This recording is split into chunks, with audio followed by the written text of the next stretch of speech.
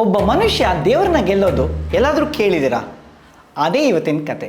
ಒಂದಿನ ದೇವತೆಗಳೆಲ್ಲ ರಾವಣನ ಕರ್ಕೊಂಡ್ಬಂದು ಬಂಧಿಸ್ಬಿಡ್ತಾರೆ. ರಾವಣನ ಮಗ ಮೇಘದೂತಂಗೆ ತುಂಬಾ ಕೋಪ ಬರುತ್ತೆ. ಹೋಗಿ ಎಲ್ಲಾ ದೇವತೆಗಳನ್ನು ಸೋಲಿಸಿ ರಾವಣನ ಬಿಡಿಸ್ಕೊಂಡ್ ಬರುವಾಗ ಇಂದ್ರನನ್ನು ಕರ್ಕೊಂಡ್ಬಂದು ಬಂಧಿಸ್ತಾನೆ. ಅಲ್ಲಿಗೆ ಸುಮ್ಮನೆ ಬಿಡ್ತಾನ ಮೇಘದೂತ? ಇಂದ್ರನಿಗೆ ಕೊಡಬಾರ್ದ ಹಿಂಸೆಯನ್ನ ಕೊಟ್ಟು ಇನ್ನೇನ್ ಸಾಯಿಸ್ಬೇಕು ಅನ್ನೋ ಸಮಯದಲ್ಲಿ ಬ್ರಹ್ಮ ಪ್ರತ್ಯಕ್ಷ ಆಗ್ಬಿಡ್ತಾನೆ. ಇಂದ್ರನನ್ನ ಬಿಡು ಅಂತ ಬ್ರಹ್ಮ ಕೇಳಿದಾಗ ಈ ಸಂದರ್ಭನ ಉಪಯೋಗಿಸ್ಕೊಂಡು ನನಗೆ ಸಾವಿಲ್ದೇರ ವರ ಬೇಕು ಅಂತ ಕೇಳಿಸ್ತಾನೆ. ಬ್ರಹ್ಮ ಇದು ಪ್ರಕೃತಿಗೆ ವಿರುದ್ಧ, ಇದು ಕೊಡಕ್ಕಾಗಲ್ಲ, ಇದ್ರ ಬದಲಿಗೆ ನಿಂಗೆ ಬೇರೆ ವರನ ಕೊಡ್ತೀನಿ ಅಂತ ಹೇಳ್ತಾನೆ.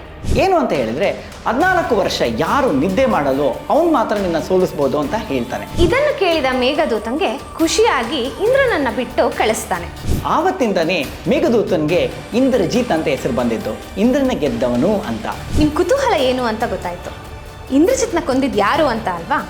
ಇಂದ್ರಜಿತ್ನ ಕೊಂದಿದ್ದು ರಾಮನ ತಮ್ಮ ಲಕ್ಷ್ಮಣ. 14 ವರ್ಷ ವನವಾಸದಲ್ಲಿ ಲಕ್ಷ್ಮಣ ಮಲಗದೇ ಇರೋದ್ರಿಂದ ಇಂದ್ರಜಿತ್ನ ಸಾಯಿಸಕ್ಕಾಯ್ತು. ಈ ಥರ ವಿಭಿನ್ನವಾದ ಕಥೆಗಳನ್ನು ಕೇಳೋಕೆ ಫಾಲೋ ಮಾಡಿ ಸಖತ್ ಕನ್ನಡಿಗ.